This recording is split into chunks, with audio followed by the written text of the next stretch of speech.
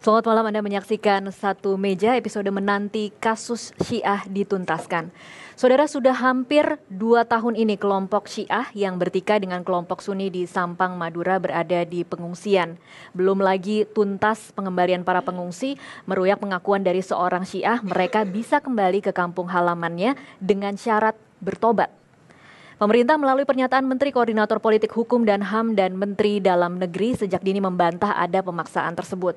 Pemerintah beranggapan negara tidak mencampuri wilayah agama seseorang.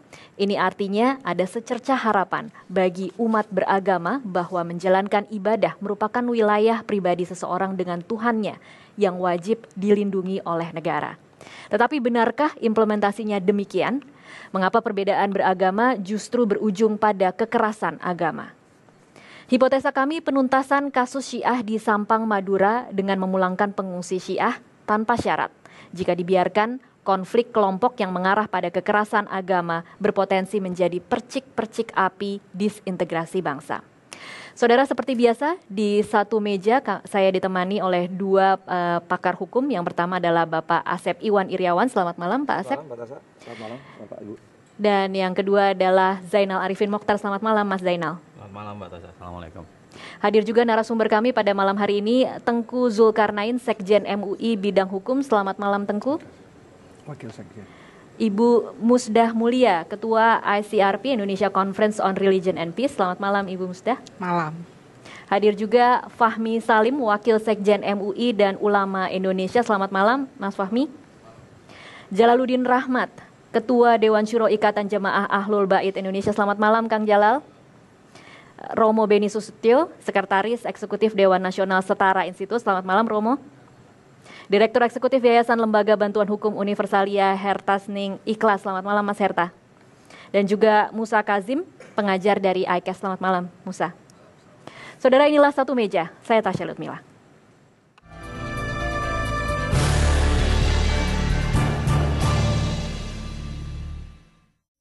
Saya kecewa sekali dengan pemerintah karena kita punya tempat sendiri, kenapa harus dipindah ke tempat orang lain gitu. Di sini kan bukan tempat sendiri. Kita tidak bisa bekerja dan tidak bisa ngapa-ngapain di sini. Kita mau pulang ke sana dan ingin bekerja di sana, anak-anak kita banyak di sana yang membutuhkan. Harapannya Ibu sendiri apa? Saya mau pulang, Mbak. Harapan saya mau pulang ke tempat sendiri. Kita tidak salah apa-apa, kenapa kita harus diusir ke sini? Tidak perlu dan tidak boleh terjadi pertentangan antara yang disebut minoritas dan mayoritas. Semua adalah komponen bangsa kita yang harus hidup bersama dengan rukun dan damai serta saling menghormati. Indonesia negara beragam agama. Para pemeluk hidup berdampingan dengan kepercayaan masing-masing. Sayangnya, intoleransi dan kekerasan yang mengatasnamakan agama di Indonesia meningkat. Berbagai kasus di Indonesia menyeruak, mengundang rasa was-was. Ironinya, Presiden Susilo Bambang Yudhoyono menerima penghargaan oleh sebuah lembaga di Amerika Serikat. The Field of Conscience Foundation, sebuah penghargaan yang diberikan atas apresiasi dalam menjaga kerukunan antar umat beragama. SBY pun menerima kecaman. Orang nomor 1 negeri ini dituding tidak mampu menuntaskan kekerasan terhadap agama yang terjadi di negeri sendiri. Beribadah merupakan domain pribadi seseorang dengan Tuhannya. Sejauh dia tak melakukan kekerasan terhadap pemeluk agama lain, seyogyanya seseorang yang hidup di negeri ini mendapat perlindungan. Ya saudara, kita langsung bahas dan pada malam hari ini saya akan ke Tengku terlebih dahulu. Tengku, Presiden menyampaikan bahwa tidak boleh ada kelompok mayoritas yang menekan minoritas, tetapi yang terjadi di Sampang Madura justru sebaliknya. Menurut Anda apa yang terjadi di Sampang? Semestinya kedua belah pihak tidak boleh saling melakukan penekanan dan kekerasan.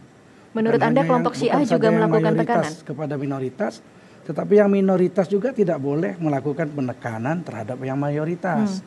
Di Sampang ini menurut kejadian bahwasanya ada konflik karena percik pertama golongan minoritas di sana mengganggu kenyamanan beragama orang-orang mayoritas di sana. Mengganggunya seperti apa?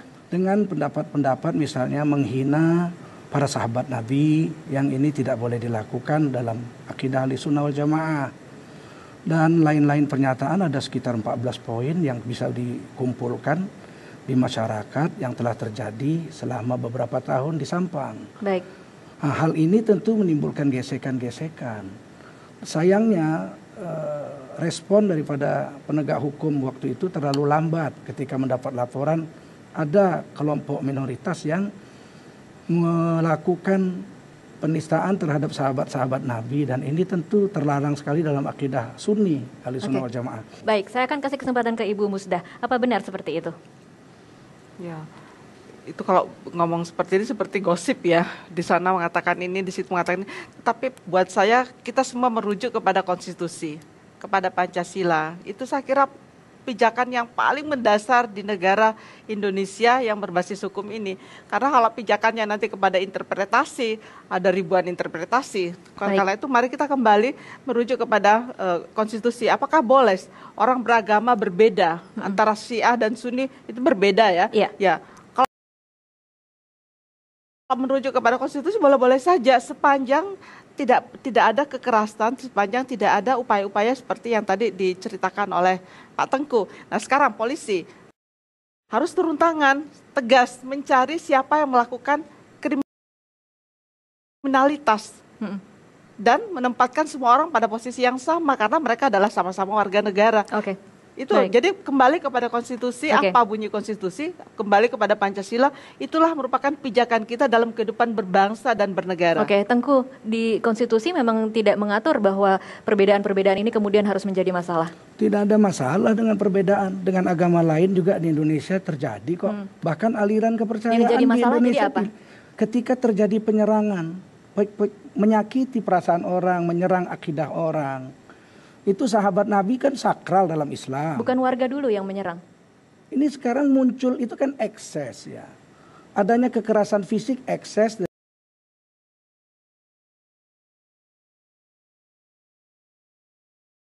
daripada kekerasan yang terjadi dari kata-kata dan ajaran-ajaran yang disebarkan. Sudah 68 tahun merdeka nggak pernah terjadi kok sebenarnya. Kan baru-baru ini aja. Coba zaman Pak Soekarno, zaman Pak Harto, nggak ada terjadi kok. Kan baru-baru ini. Kenapa? Karena ada penyerangan secara paham. Baik, kita akan lanjutkan di segmen selanjutnya. Kemudian kekerasan fisik muncul karena tidak bisa menahan diri. Baik. Semestinya pihak keamanan segera menyelesaikan ini sebelum percikan api membesar. Oke, kita akan kembali sesaat lagi. Saudara tetaplah bersama Satu Meja.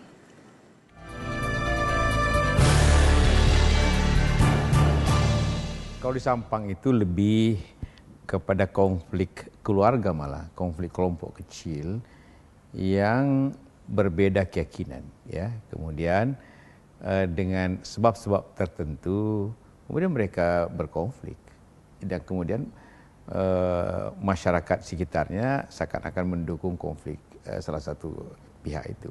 Karena puluhan tahun mereka hidup semuanya bertetangga dengan baik, tidak ada apa-apa, saling menghargai, malah mereka bersaudara. Masalah keyakinan yang berbeda, masalah politik, jalan yang terbaik itu kembali ke tempatnya dengan aman, dengan baik, termasuk Sampang itu. Orang itu siapapun harus dijamin bahwa kita semua sesuai konstitusi kita berhak untuk menjalankan agama dan keyakinannya masing-masing pihak tanpa dicederai oleh siapapun. Saudara, konflik keluarga yang mengatasnamakan agama atau konflik agama yang menunggangi konflik keluarga? Kita akan langsung tanyakan ke Kang Jalal. Kang Jalal, ini sebenarnya seperti apa sih permasalahan di Sampang? Pertama, saya lebih senang menyebutnya ini sebagai konflik keluarga yang kemudian dimanfaatkan, diledakkan menjadi konflik agama. Saya boleh menanggapi Pak Tengku? Boleh. Ya. Tadi diucapkan berkali-kali bahwa orang Syiah menekan kelompok mayoritas dengan melakukan penghinaan terhadap sahabat. Ibu Musdah menjelaskan bahwa perbedaan itu dihargai di dalam agama di negeri kita secara konstitusional, termasuk perbedaan tanggapan terhadap sahabat. Jadi kalau ada perbedaan persepsi orang Syiah tentang sahabat, tidak boleh kita artikan sebagai penghinaan terhadap sahabat. Sama seperti perbedaan pandangan umat Kristiani tentang Kristus dengan pandangan umat Islam tentang Nabi Isa. Tidak boleh orang Kristen menganggap, umat Kristiani menganggap bahwa orang Islam menghina Yesus karena hanya menganggap Yesus sebagai manusia, sebagai nabi saja. Oke, Kang Jalal, jadi saya tekankan lagi bahwa yang dilakukan oleh masyarakat di Sampang bukan menghina. Bukan, dalam penafsiran saya bukan hanya menghina. perbedaan persepsi. Hanya perbedaan persepsi tentang sahabat. Ambillah contoh Mbak, ini Al-Quran mengatakan, dalam Al-Quran ini surat Jum'ah, Al-Quran berkata, "Idza ra'au tijaratan aw lahwan infaddu ilaiha wa tarakuka qa'imah." Ketika para sahabat itu melihat perdagangan dan hiburan, mereka tinggalkan kaum Muhammad berdiri sendirian. Baik. Jadi pada waktu salat Jumat, para sahabat bubar meninggalkan Nabi. Apakah kita mengatakan bahwa itu penghinaan terhadap para sahabat? Oke, saya kasih kesempatan ke Tengku. Bukan melakukan penghinaan, Tengku, hanya perbedaan persepsi. Bung Jalal keliru mengambil analogi, perbandingannya. Kalau orang Kristen mengatakan Yesus itu anak Tuhan, orang Kristen terus diprotes oleh orang Islam itu menghina Nabi Isa, itu konteksnya beda, lain agama dong. Tentu orang Islam tidak boleh mencampuri agama Kristen, lakum dinukum waliyadin. Masalahnya Syiah dengan Sunni ini sama-sama ngaku Islam. Sama-sama membaca Al-Quran yang sama. Kalau misalnya dikatakan Quran wasabiqunal awwaluna minal muhajirin wal ansor, orang-orang muhajirin ansor itu orang-orang ahli surga. Allah ridha semua kepada mereka. Tiba-tiba dikatakan sahabat Nabi itu cuma 4 yang beriman pada Rasul, semuanya 114.000 sisanya kafir. Ini kan ngelawan Quran. Allah sudah ridha kepada muhajirin ansor. Teguh, tapi Tentu tadi sebelum... kami orang Sunni berhak memberikan ini pemahaman yang keliru. Baik. Kalau orang Nasrani mengatakan begini begitu tentang Yesus, kita akan katakan lakum dinukum waliyadin. Tidak ada hak kami mencampuri Anda. Baik, Tengku, tadi Anda mengatakan tapi sebelum kita break, tidak masalah ada perbedaan Syiah dan Sunni di dalam, karena Syiah dan Sunni di Indonesia pun bisa hidup berdampingan tetapi tidak menimbulkan konflik seperti yang terjadi di Sampang. Kalau sama-sama fair ya, di Aceh ini sejarah.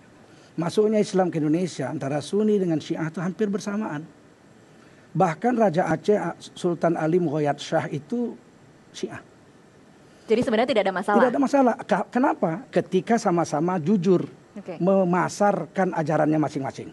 Ini loh akidah ahli sunnah rukun imannya 6. Terus Syiah, oh kami rukun imannya 5. Terus kami sahabat itu nggak beres itu. 114.000 masuk neraka semua kecuali 4. Sedangkan ini bilang semuanya diridhoi Allah. Nah masyarakat akan lihat, ternyata setelah 1000 sekian tahun Syiah dengan Sunni berkembang, Syiah jadi minoritas di dunia kok. Tapi Syiah di Indonesia kan boleh keberadaannya kan? Ya boleh saja, asal jangan menghina lah. Kalau menghina. Anda tetap menganggap itu menghina? Iya, kalau menghina pasti ada konflik. Kita nggak boleh menutup mata ya. Di Irak konflik, bunuh-bunuhan, bom-boman masjid dengan masjid. Di Suriah bom-boman. Kenapa? Karena ada penyanyi orang. Dan ini tidak akan bisa diterima sampai kiamat. Ketika dipasarkan jujur dipasarkan, Syiah minoritas di seluruh dunia. Baik, saya sekarang ke Mas Hertas sebentar, Pak Kang Jalal. Mas Hertas, apa yang terjadi sebenarnya, kronologis yang terjadi dalam penyerangan di Sampang Madura? Jadi setelah 22 tahun kami mencoba menelusuri, termasuk mencari akar masalahnya, justru yang saya dapatkan adalah cerita yang sebaliknya. Yang terjadi sebenarnya adalah gumpalan fitnah yang kemudian ditelan bulat-bulat dan sampai ke level nasional. Gumpalan fitnah, siapa yang melakukan fitnah? Gumpalan fitnah ini kalau kita lacak masalahnya justru menarik. Sebenarnya akar faktor determinannya bukan masalah sahabat. Tapi yang saya lacak sejak awal, bahkan ketika Ustadz Tajo, tokoh Syiah ini, pertama remaja hendak menyantri ke satu pondok pesantren bernama Yapi Bangil, itu sudah pernah ditarik sama orang bernama Ali Karar, yang menjadi faktor determinan di belakang kelompok intoleran ini. Jadi ini sebenarnya yang saya lihat. Ada memang faktor di mana masalah Sunni Syiah itu mengeras karena pandangan. Lalu kemudian terciptalah fitnah-fitnah itu. Yang sebenarnya kata orang Syiah, kami sendiri kalau memang ada orang mengkritik sahabat, kami sendiri yang akan marah. Karena kami, doktrin kami, mereka mengatakan seperti itu kepada kami. Pertanyaannya sama, siapa yang melakukan fitnah ini? Ya ini Mbak, jadi menurut saya penjelasan terhadap masalah ini tidak boleh dengan mengatakan ini masalah ajaran. Tetapi ini saya melihat ya, kalau dalam kultur Madura ada elit-elit. Ada kiai, ada tokoh preman, ada penguasa yang terlibat dalam transaksi-transaksi. Seberapa besar jumlah mereka kemudian bisa mengendalikan? Sebenarnya nggak terlalu besar, tetapi sangat vokal. Di saat yang Dan sama, diikuti oleh warga Sampang? sebenarnya tidak. Tetapi mereka ini vokal dan punya jaringan. Di saat yang sama setting globalnya memang sedang menyorot masalah Syiah, terutama kampanye hitam terhadap masalah Syiah. Jadi bersatulah transaksi yang dibawa ini dengan setting global. Justru yang saya temukan sebenarnya fitnah. Misalnya orang Syiah, anaknya bisa menggauli ibunya. Mereka tidak berkiblat ke Ka'bah, sholatnya joget-joget. Itu semua kalau kita tidak klarifikasi dengan benar, itu berbahaya sekali. Kang Jalal tadi mau menambahkan sesuatu? Ya, saya ingin mengatakan bahwa sebagian dari apa yang disampaikan Samahatul Ustadz Tengku itu adalah fitnah, hanya sebagai contoh saja. Misalnya bahwa orang Syiah mengatakan bahwa seluruh sahabat kecuali yang 4 saja itu masuk neraka. Gitu. Dari mana itu sumbernya? Siapa yang ngomong itu? Ya. Tidak, jadi itu hanya sekedar contoh saja. Iya, ya. Baik. Saya kembali ke Ibu Musdah. Kalau seperti ini, bagaimana sebenarnya penyelesaian yang paling terbaik? Yang terbaik itu adalah buat saya kembali kepada konstitusi, di mana konstitusi dikatakan semua warga negara itu boleh beragama sesuai keyakinan. Itu kan teorinya Bu Musdah, tetapi dan prakteknya implementasinya bagaimana? Kita ada undang-undangnya juga ada kan, Undang-Undang 39 kan bisa dipakai untuk itu. Jadi pemerintah kembali menunjukkan, oh ini kamu ditelusuri, itu kan harus ada penelitian yang mendalam terhadap siapa yang mengungkapkan fitnah-fitnah itu. Lalu ini elit-elitnya ini diambil, lalu diklarifikasi, disidangkan di pengadilan. Itu loh yang jelas seperti itu. Tetapi persidangannya juga harus jujur, tidak seperti persidangan Tajul Muluk kemarin itu penuh dengan menyedihkan ya, penuh dengan intrik, karena ya saya melihat bahwa hakimnya juga memihak. Ini kan problem. Jadi karena itu di negara kita bagaimana para penguasa, para penyelenggara negara ini melakukan tugasnya itu dengan netral dan adil, tidak memihak kepada siapapun. Baik. Saudara Satu Meja akan kembali sesaat lagi.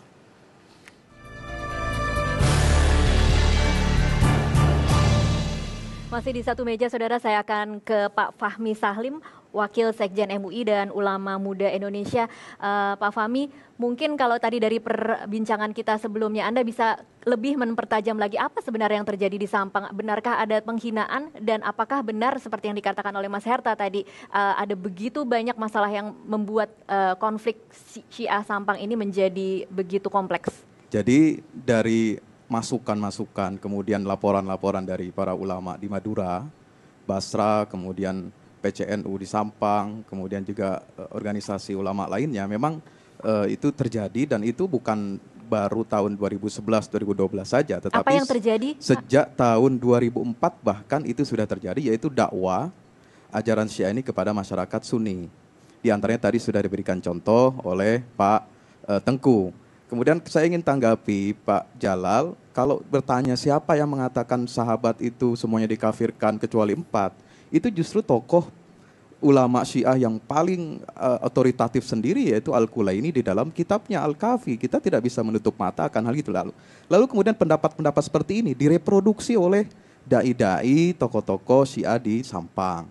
Kemudian Bu Musda, boleh saya berikan penekanan soal konstitusi negara kita sami'na wa ta'na, tetapi juga sebagai umat Islam kita ada panduan, guidance dari para ulama kita bahwa ada yang disebut dengan perbedaan yang itu ditolerir dan ada penyimpangan antara al-ikhtilaf dengan al-inhiraf. Ini berbeda, Ibu. MUI dalam Munas Alim Ulama, ya, Munas Alim Ulama Nasional tahun 2006 di Gontor sudah memberikan guidance bahwa ada perbedaan pendapat umat di antara ini yang itu ditolerir, yaitu dalam konteks fi majal ma'ana alaihi wa ashabi, dalam konteks mazhab Ahlus Sunnah wal Jamaah. Tetapi di luar itu sudah dikategorikan bukan lagi perbedaan pendapat, tetapi sudah penyimpangan. Ini sudah disepakati oleh seluruh ulama di MUI dalam Munas Alim Ulama tahun 2006 di Gontor. Jadi kita mesti selaraskan ini dulu. Jadi jangan kita lalu kemudian mengatakan mengentengkan soal perbedaan atau penyimpangan dan sebagainya. Jadi mesti kita dudukkan ada outline-nya kok di MUI dalam menyikapi faham ini gitu ya. Terima kasih.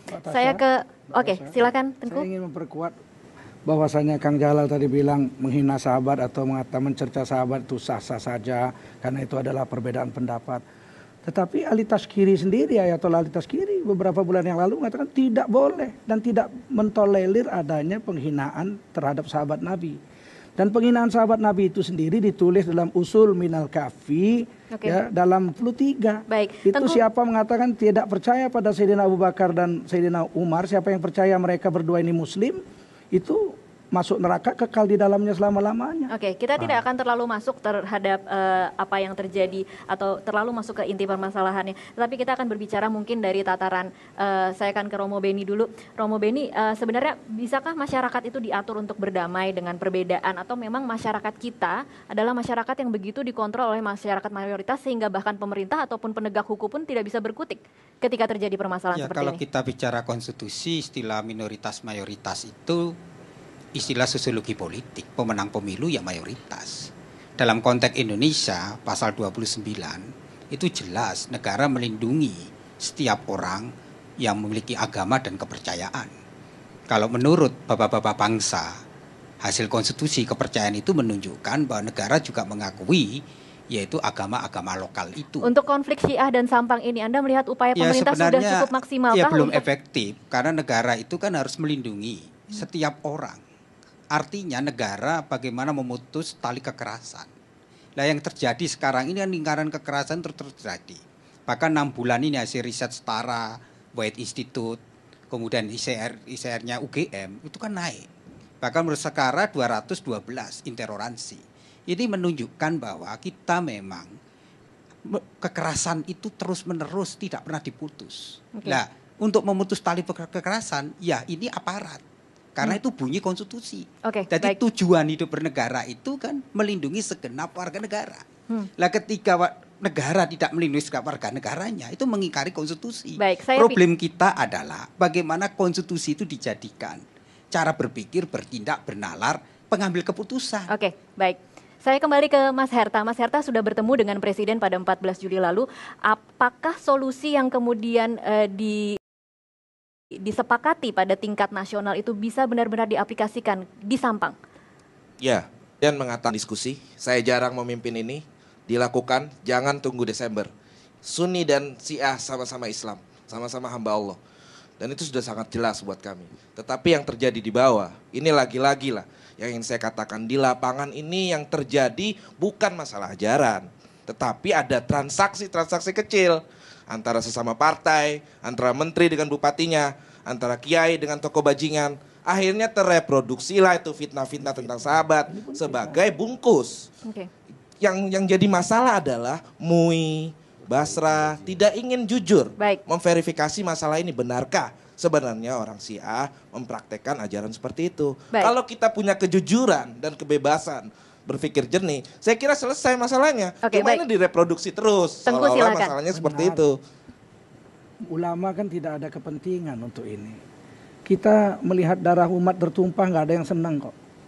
Kalau ulama Jawa Timur sudah mengeluarkan fatwa majelis ulamanya bahwa ada 14 penyimpangan yang dilakukan oleh Tajul Muluk dan kawan-kawan. Yang disesatkan itu hanya Syiah di Sampang. Syiah di tempat lain kan belum ada pengkajian karena tidak ada konflik dan tidak ada terjadi hal-hal seperti itu. Romo tadi mengatakan bahwa kita itu harus berpegang pada konstitusi, harus sama, semua harus dipegang, tidak boleh disakiti. Children of God dulu pernah terjadi kok di Indonesia. Seluruh orang Kristen se-Indonesia protes dan Children of God itu aliran Kristen. Orang Islam gak ikut campur. Kristen semua protes dan itu diberangus. Hilang dari bumi Indonesia. Aman. Itu dilindungi dengan alasan, oh ini setiap warga bernegara berhak menerjemahkan kitab sucinya masing-masing. Dilindungi, Kristen rusak sampai sekarang. Tapi tindakan itu diberangus pahamnya, orangnya disuruh tobat, selesai. Baik. Mas Zainal. Sedikit saya kira agak ada sedikit manipulasi, mohon maaf Kiai itu. Desakan terhadap anti Syiah bukan hanya terjadi di Jawa Timur.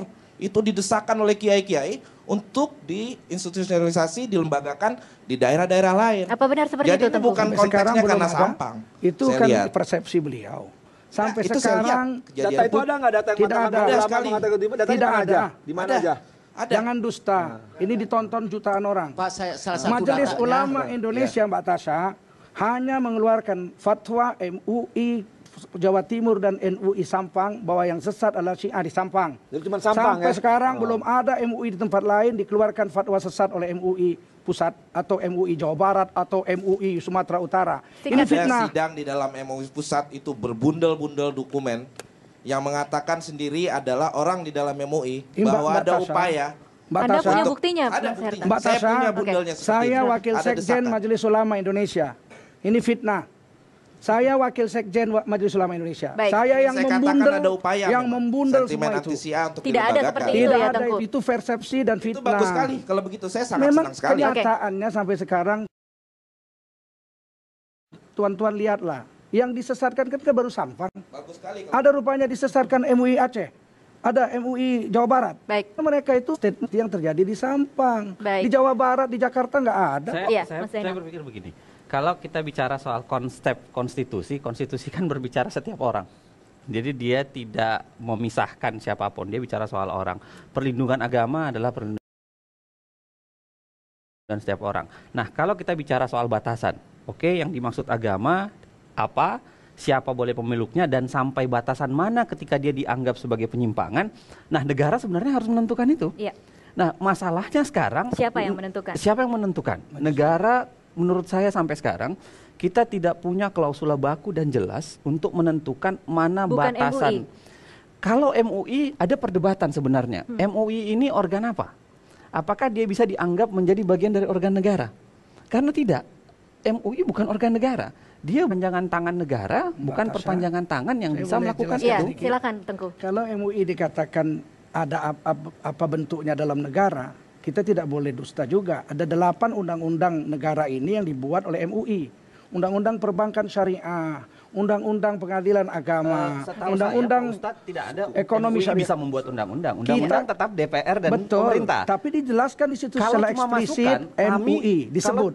Kalau cuma masukan, universitas juga memberikan masukan. Hampir semua undang-undang universitas berikan masukan. Maaf, tapi Tuan. universitas kan tidak pernah mengklaim bahwa itu buatan universitas. Universitas tidak pernah ditulis. Kalau MUI ditulis secara eksplisit. Dewan Syariah Nasional MUI Pusat itu menentukan dalam keuangan syariah di Indonesia. Anda ingin mengatakan bahwa MUI punya peranan dalam pembentukan undang-undang? Secara eksplisit di Undang-Undang Dewan Syariah Nasional MUI. Agak rancu, Ustadz. Kalau bicara soal ditulis, itu berarti perannya besar. Oh, silahkan. Perguruan tinggi ditulis juga banyak, walaupun tidak merujuk langsung. Artinya begini, yang kalau kita bicara MUI sekarang, kita bicara soal konsep bernegara. Negara itu ada namanya eksekutif, legislatif, yudikatif, ada namanya lembaga-lembaga negara independen. Pertanyaan saya, MUI kemudian di mana dalam konstelasi ini? Nah, yang saya setuju saja kalau MUI tetap mau dipertahankan, silahkan ada. Tetapi mari tentukan jenis kelamin MUI ini sebenarnya apa dalam struktur negara. Baik, kita akan lanjutkan di segmen supaya selanjutnya. Kemudian dia memang punya makna. Oke. Kalau memang dia menentukan perpanjangan tangan kebijakan negara, silahkan lanjutkan. Tetapi kan sekarang belum ada untuk itu. Baik, saudara tetaplah bersama Satu Meja, kami masih akan kembali sesaat lagi.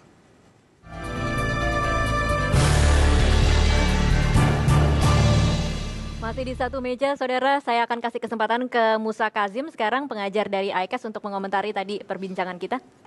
Saya ingin kembali kepada kasus konflik Syiah di Sampang ini. Menurut saya selain ada gelombang fitnah yang luar biasa besar, khususnya terakhir-terakhir ini, yang merupakan rembesan dari konflik di Timur Tengah, sayangnya negara kemudian tidak berhasil untuk menyelesaikan masalah ini dengan logika hukum atau logika konstitusi.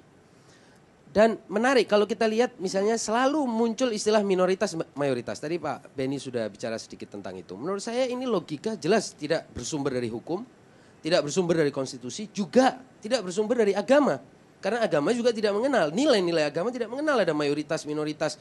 Kalau kita tidak ingin mengatakan bahwa mayoritas di dalam Al-Quran itu sering dianggap sebagai tidak berakal, tidak bersyukur, dan lain sebagainya.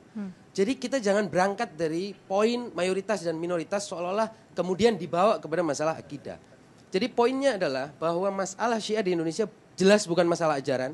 Alhamdulillah tadi Ustadz Tengku sudah menegaskan itu. Kemudian juga bahwa kalau ada pelaku kekerasan, sebaiknya segera ditindak dengan tegas. Kalau tidak, saya khawatir itu akan menjadi presiden. Dan biasanya presiden kemudian dalam kajian-kajian menjadi hukum, menjadi nilai, menjadi norma. Karena apa?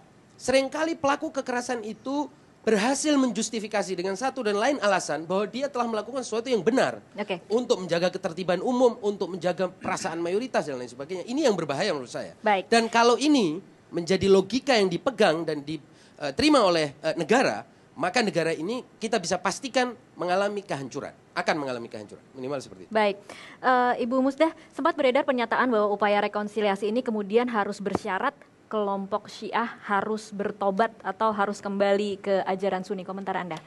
Saya tuh jadi geli aja mendengarnya. Orang tuh kok persyaratan tobat-tobat itu apa toh ya? Jadi buat saya rekonsiliasi juga itu nggak benar. Jadi kembalikan ke apakah asalnya.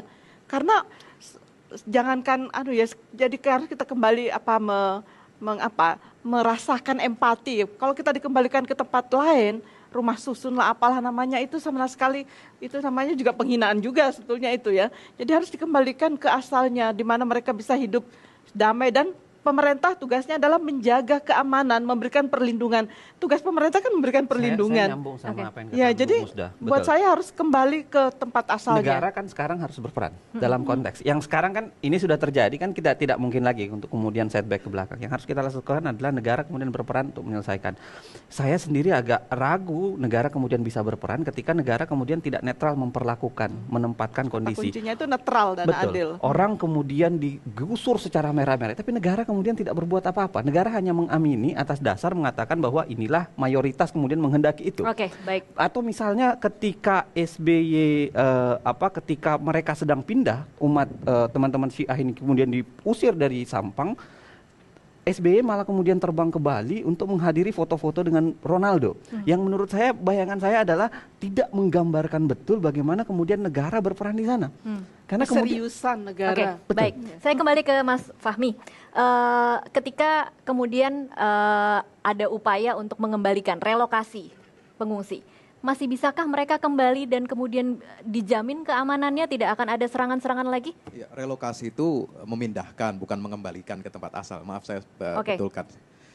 Begini, soal relokasi, kami berempat dari Majelis Ulama Indonesia bulan Juni diundang oleh Ketua DPR, Pak Marzuki Ali. Ya, bersama Menteri Agama juga hadir langsung, lalu anggota Komisi 8 DPR dan juga dari Litbang dan lain sebagainya. Kita duduk bersama membicarakan masalah relokasi. Mbak Tasha, relokasi ini kenapa itu direkomendasikan oleh pemerintah daerah? Sebenarnya pusat tidak menyetujui kan? Tapi yang mengambil keputusan itu adalah dari Pemda Sampang, kemudian juga Pemda Jawa Timur ya, Bu Musda. Itu semua diambil berdasarkan masukan dan juga desakan dari masyarakat. Kenapa? Memang relokasi ini itu masyarakat ada atau hanya kelompok karena tertentu? Begini, selama belum bisa di tataran akar rumput rekonsiliasi antara kedua pihak ini, tentu kita tidak akan mengambil resiko ya. Kalau dia kembali ke tempatnya, apakah dia akan terus bisa kembali aman seperti itu? Ini jadi ini kan sementara sifatnya. Atau hanya kelompok tertentu? Sifatnya kan sementara. Jadi intinya begini, Pak. Rekonsiliasi orang belum diusir bisa. Dari rumahnya itu kan sebuah pelanggaran hukum. Dan ketika pelanggaran hukum itu dibiarkan oleh negara, artinya kan membenarkan Eigenrechting. Artinya kalau orang dipukulin rame-rame, Pemda sendiri loh yang memberikan rekomendasi. Saya kasih kesempatan ke Tengku. Harus diluruskan mengusir. Itu akar rumput sudah mati. Menyelamatkan tapi sambil mengusir begitu, Tengku? Tidak, beda. Menyelamatkan itu memang sesuatu di mana-mana negara jika terjadi konflik, orang yang terdesak pasti akan diungsikan lebih dahulu. Kalau nggak mati dong. Dia harus diungsikan. Oke, Mas Herta tolong. Orang berteriak-teriak minta tolong, ada yang sholat dipaksa, kamu ngapain sholat? Kamu ini nggak perlu sholat, kamu ini sesat. Apakah itu yang kita sebut penyelamatan? Kita ini sering bermain-main dengan eufemisme. Saya tuh lebih tertarik ya, apa sih konsep MUI untuk menyelamatkan bangsa ini? Untuk menyelamatkan umat Islam ini lebih menarik pertanyaan ini. Silakan. Ketimbang kita membahas sahabat dan lain sebagainya. Kita tidak usah alergi dengan relokasi. Kalau relokasi ini menyebabkan kehidupan lebih baik. Jadi solusi dari MUI adalah relokasi? Relokasi bagus. Tidak boleh kembali lagi ke Sampang? Mbak Tasha, boleh kalau akar permasalahannya selesai, nyawa mereka tidak terancam silakan. Dan mereka tobat. Ali Taskiri sendiri menyuruh tobat, apalagi kita. Tobat dalam artian mereka harus meninggalkan kepercayaan Syiah mereka? Memberhentikan penghinaan yang menyebabkan orang lain Tetapi masih tersinggung. boleh menjalankan ajaran agama mereka. Silakan selama tidak menghina ajaran mayoritas. Kang Jalal, Tunggu dulu silakan. sebentar. Saya harus kasih kesempatan ke Kang Jalal sebentar. Ya, pertama kayaknya isu penghinaan itu diulang berkali-kali. Dan dikutip juga Ayatullah Taskhiri ya. Saya sih bisa mengutip siapa saja di dunia ini. Saya bisa mengutip Einstein, saya bisa mengutip mungkin yang paling soleh di seluruh alam semesta. Tapi itu tidak ada hubungannya dengan pembicaraan kita. Pembicaraan kita sekarang, kelompok Syiah telah dituduh melakukan penghinaan. Dan karena penghinaan yang dilakukan orang Syiah, maka para ulama tersinggung. Termasuk sama Ustadz Tengku itu. Ya. Dan ketersinggungan para ulama itu, tadi saya sudah sebutkan, itu hanya masalah penafsiran. Sampai sekarang, hatta di pengadilan sekalipun tidak terbukti Tajul Muluk itu melakukan penghinaan terhadap sahabat. Dari fakta pengadilan Dari ya? fakta pengadilan. Oke, Kang Jalal, solusinya seperti apa? Mungkinkah kemudian kelompok pengungsi ini kembali ke kampung mereka dan bisa kemudian hidup berdamai? Ya. Kalau saya sih, solusi dari saya ingin berdialog dengan para ulama setempat. Karena merekalah yang mengancam keamanan itu. Dan dialog itu harusnya dilindungi oleh pemerintah. Bahkan pemerintahlah yang melakukan pengawalan terhadap dialog kami itu. Sampai para ulama puas dan saling memahami satu sama lain. Baik, saya karena akan kesempatan. intinya adalah perlindungan dari para ulama terhadap pengungsi Syiah itu. Baik, Kalau kita kembalikan Tuduhan ini. sekarang tanpa perlindungan dari ulama, kata angkatan kepolisian kita tidak cukup banyak memiliki anggota untuk melindungi mereka. Lihat, Mbak 24 Baik, jam. saya harus hentikan dulu di sini. Kita masih harus break. Nanti kita akan kembali di segmen selanjutnya. Saudara tetaplah bersama Satu Meja. Kami akan kembali.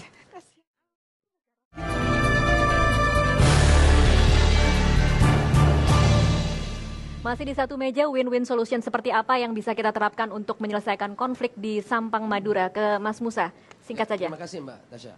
Menurut saya pertama kita jangan mengambil jalan yang menyimpang dengan melakukan relokasi karena negara ini bertanggung jawab untuk melakukan rekonsiliasi Relokasi sesuai artinya dengan negara undang-undang. Karena apa? Relokasi akan berakibat hilangnya hak-hak warga negara. Oke. Sementara ada jalan yang lebih benar, Shirathul Mustaqim, yaitu rekonsiliasi dan itu negara sangat mampu. Kenapa saya katakan sangat mampu? Ada modal sosial yang jelas-jelas dan orang-orang Madura itu mengenal apa yang disebut dengan tretan, hubungan-hubungan kerabat. Dan di sini semestinya menurut saya MUI berperan lebih aktif ya, Oke, dan baik. partisipatif. Baik. Kedua, menurut saya yang lebih penting juga, yang juga penting adalah jangan menghidup-hidupkan urusan minoritas-mayoritas yang itu tidak benar menurut nilai-nilai agama maupun nilai-nilai konstitusi. Oke. Karena tidak ada mayoritas dan minoritas dalam urusan hukum. Baik, Itu aja. Pak Fahmi, mungkinkah masyarakat yang mengungsi saat ini kembali ke kampung halaman mereka dengan jaminan keamanan? Bisa, jadi relokasi itu sifatnya sementara selagi rekonsiliasi di akar rumput itu belum bisa dicapai. Mungkinkah Itu rekonsiliasi itu tercapai? Perlu bertahap. Mudah-mudahan bisa tercapai, kita dorong terus. Sebab cara rekonsiliasi terbaik itu sebenarnya sudah dicapai oleh para ulama kita dari kedua kubu, Sunni dan Syiah, bahkan di tingkat level internasional. Di level internasional tahun 2007 ada yang disebut dengan Muktamar Doha.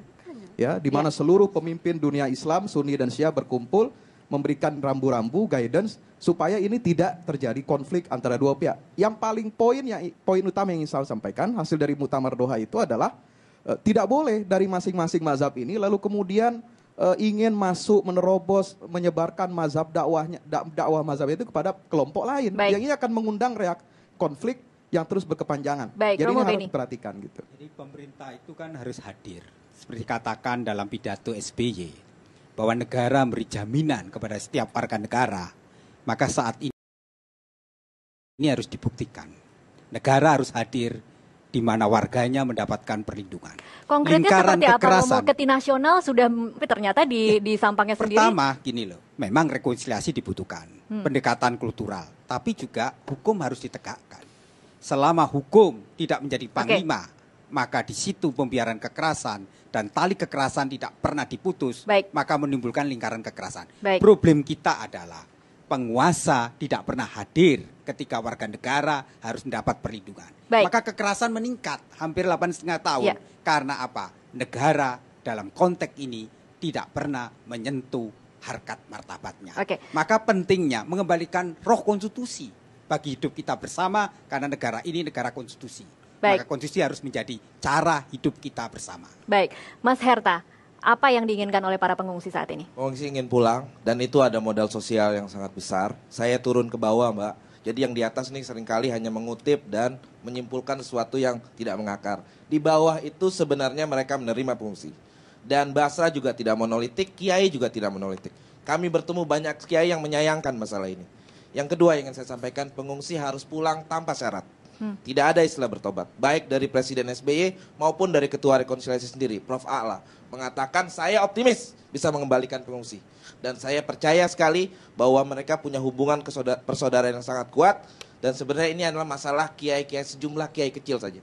Dan saya optimis bisa menyelesaikan masalah ini. Baik. Di level nasional, tetapi kalau pandangan MUI selalu membahas persoalan perbedaan-perbedaan yang meruncing, ini yang berbahaya. Ini sparking hatred kembali. Dan ini tidak produktif buat bangsa kita. Baik. Itu yang ingin saya tekankan. Kang Jalal, bagaimana caranya mencapai rekonsiliasi ini? Sekian tahun yang lalu, Presiden SBY mengundang ulama Sunni dan Syiah berkumpul di Istana Bogor. Presiden SBY sebagai presiden dari negara terbesar kaum muslimin di dunia ingin berpartisipasi dalam merekonsiliasi konflik Sunnah Syiah di Irak. Dahsyat itu. Hasilnya, salah satu dari hasilnya yang ingin saya kutip ialah dan sampai lahirlah Deklarasi Bogor sebagai sumbangan untuk menyelesaikan konflik Sunnah Syiah di Irak. Saya ingin garis bawahi di Irak. Kemudian salah satu hasil deklarasi itu ialah janganlah orang-orang yang bukan bermadhab Syiah membicarakan tentang madhab Syiah itu. Sebagaimana juga janganlah orang-orang Syiah membicarakan madhab Ahli Sunnah. Biarlah orang Syiah bicara tentang Syiah dan orang Sunni bicara tentang Sunninya. Baru kata dicapai kedamaian. Baik, Bu Musdah. Bagi saya negara ya sesuai dengan amanah konstitusi ya harus kembali memberikan perlindungan yang konkret kepada warganya semua tanpa kecuali. Dan dalam kasus Syiah saya tidak ingin relokasi karena itu sudah terjadi kasus Ahmadiyah sampai sekarang masih ada di GOR. Nah, karena itu saya khawatir sekali kalau cara ini diambil itu akan terjadi seperti apa yang terjadi pada Ahmadiyah yang sampai hari ini detik ini masih dalam pengungsian. Karena itu mari kita semua berniat baik ya membantu kepulangan Syiah ke rumah asalnya, ke halaman rumah, ke halaman sebagai yang mendapatkan perlindungan yang full dari negara. Tengku silakan. Tidak akan tercapai rekonsiliasi jika Syiah di Sampang masih bicara tentang Ahli Sunnah. Mereka tetap menyerang kok, buku-bukunya banyak, ceramahnya ada. Dan rekonsiliasi itu tidak mustahil, tapi relokasi juga bukan satu yang hina. Jadi ya. tetap MUI lebih menyarankan untuk relokasi. Iya, karena begini, untuk keselamatan Holocaust saja arus besar di Eropa, siapa yang melawan arus besar tentang Holocaust, pembasmian orang Yahudi oleh Hitler, itu diusir dari negaranya, dicopot dari jabatannya, dipecat. Anda menyamakan kasus Sampang dengan Holocaust yang itu, Mas, artinya gini, arus besar di Eropa kan Holocaust itu benar. Ketika ada yang meragukan Holocaust, diusir, dipecat dari kedudukannya. Nah, kalau kemudian relokasi. Kalau relokasi itu lebih baik, gara-gara ekonomi saja orang mau direlokasi kok. Kedung Ombo dibikinin waduk, 8 kecamatan dipindahkan, seneng-seneng aja. Asal lebih baik kehidupannya. Terakhir saya katakan. Saya kira gini ya, catatan penting dari pembicara kita semua, saya seorang hukum akan bicara fakta. Ada 3 catatan penting dalam kasus yang kita bicarakan, kasus Sampang. Pertama kasus teologis, kedua yuridis, 3 sosiologis. Secara teologis saya kira MUI mengakui bahwa Sunni maupun Syiah sama-sama Islam kan, tidak ada yang diharamkan dua-duanya kan, yang mengharamkan itulah yang haram paling kan. Satu, selesai saya pikir urusan teologis. Kedua, masalah yuridis. Nah, ketika orang menghina, ketika orang menodai, itu tataran yuridis. Siapapun, jangankan Sunni ke Syiah, Syiah ke Sunni atau sama-sama, siapapun yang menghina atau menodai agama itu adalah tindakan kriminal. Dan sekarang udah selesai persoalan soal Kiai Tujul Muluk dari katakan pemusda, dia persidangannya adalah bertentangan, silahkan ajukan upaya hukum. Yang jelas putusan itu telah BHT. Terlepas apapun peradilannya sesat atau tidak, siapapun yang menghina harus diadili, entah Syiah, entah Sunni, atau siapapun agamanya. Ya, itu yang kedua. Ketiga adalah masalah sosiologis.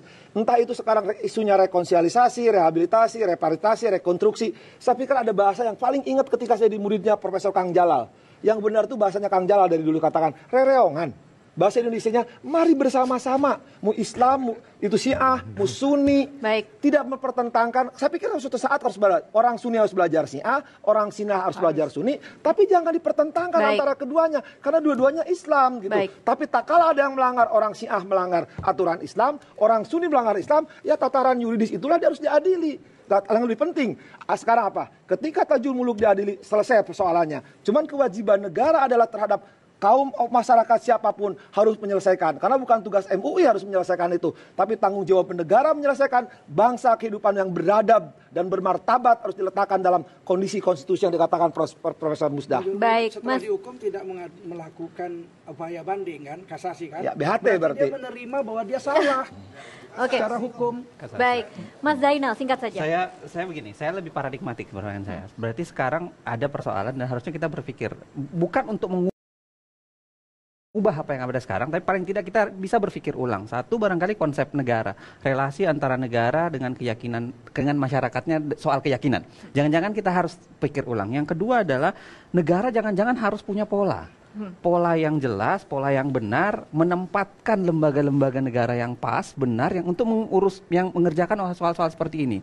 Kalau MUI, oke, ditaruh di mana representasi negara dalam kapasitas apa. Semua harus dijelaskan, negara harus berpikir. Yang ketiga, negara harus jangan lupa bahwa kita punya utang banyak soal yang beginian. Kita tidak punya sekedar Syiah, kita punya Ahmadiyah, kita punya dengan agama-agama lain. Dan negara berkewajiban nasional menyelesaikan konflik-konflik elit yang memperalat ini kasus Sampang dianggap menjadi persoalan politik. Jadi utang negara ini yang harus dipikirkan untuk diselesaikan. Yang keempat, hutangnya belum terbayar tapi masih ada tambahan lagi. Yang keempat yang paling bahaya adalah kita kembali berribut-ribut atau mempersoalkan soal mengadili sejarah dalam istilah kita gitu. Ini kan sejarah panjang. Soal Sunni Syiah itu adalah bukan soal hari ini, tapi dia adalah soal ribuan tahun yang lalu. Dan kalau kemudian kita ribut di wilayah yang sudah ribuan, tapi kemudian tidak menyelesaikan konsep-konsep yang saya sebutkan 3 di awal, kita akhirnya hanya akan ribut dengan masa lalu dan tidak akan menyelesaikan apa yang ada di depan. Terima kasih semuanya. Dan saudara, sampai di sini satu meja saya ingin berterima kasih kepada seluruh narasumber yang telah hadir, Kang Jalal, Mas Herta, Romo Beni, Pak Fahmi, Mas Misa. Saya juga ingin berterima kasih kepada narasumber kami yang duduk di satu meja, Tengku Zulkarnain. Terima kasih untuk waktunya pada malam hari ini. Dan juga Ibu Musdah, terima kasih. Terima kasih juga kepada dua panelis saya pada malam hari ini, Mas Zainal Arifin Mokhtar, terima kasih. Pak Asep Iwan Iryawan, terima kasih. Saudara, apapun alasannya, kekerasan tidak akan pernah bisa diterima. Negara seharusnya mampu melindungi hak warga negaranya untuk beragama, dan negara juga seharusnya mampu untuk melindungi kelompok minoritas dari tekanan kelompok mayoritas. Saya Tasya Lutmila, sampai di sini satu meja, sampai bertemu di satu meja episode berikutnya.